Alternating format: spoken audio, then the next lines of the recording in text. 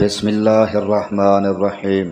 عبد الرحمن بن عوف رضی اللہ عنہ سے روایت ہے، انہوں نے کہا کہ جب ہم مدینہ آئے تو رسول اللہ صلی اللہ علیہ وآلہ وسلم نے میرے اور سعد بن ربیع انصاری کے درمیان بھائی چارہ کرا دیا۔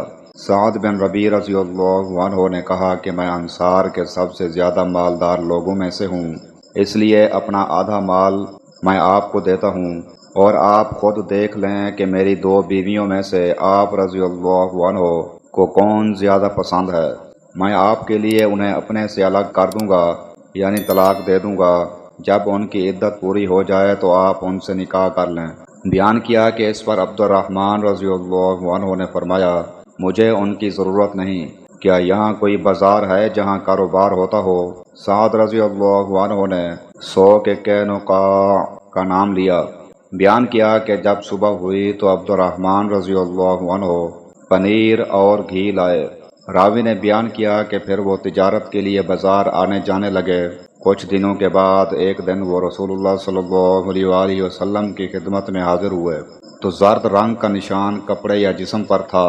رسول اللہ صلی اللہ علیہ وآلہ وسلم نے دریافت فرمایا، کیا تم نے شادی کر لی ہے؟ انہوں نے کہا کہ ہاں۔ آپ صلی اللہ علیہ وآلہ وسلم نے دریافت فرمایا کہ کس سے؟ بولے کہ ایک انصاری خاتون سے۔ دریافت فرمایا، اور مہر کتنا دیا ہے؟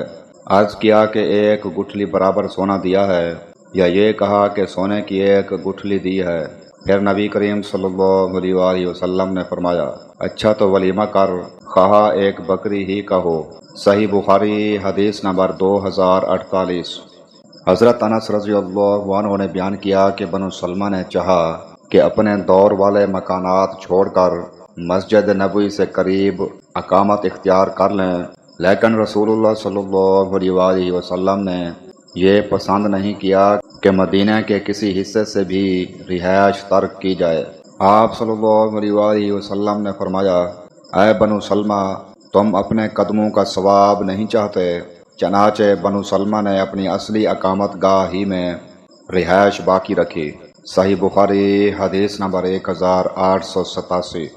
حضرت ابو ہریرہ رضی اللہ عنہ سے روایت ہے کہ نبی کریم صلی اللہ علیہ وآلہ وسلم نے فرمایا، میرے گھر اور میرے ممبر کے درمیان جنت کے باغوں میں سے ایک باغ ہے، اور میرا ممبر قیامت کے دن میرے حوض کوثر پر ہوگا۔ صحیح بخاری حدیث نمبر 1888۔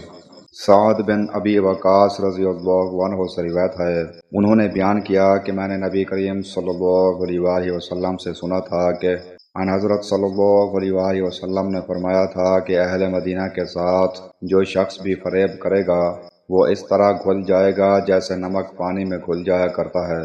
صحیح بخاری حدیث نمبر 1877۔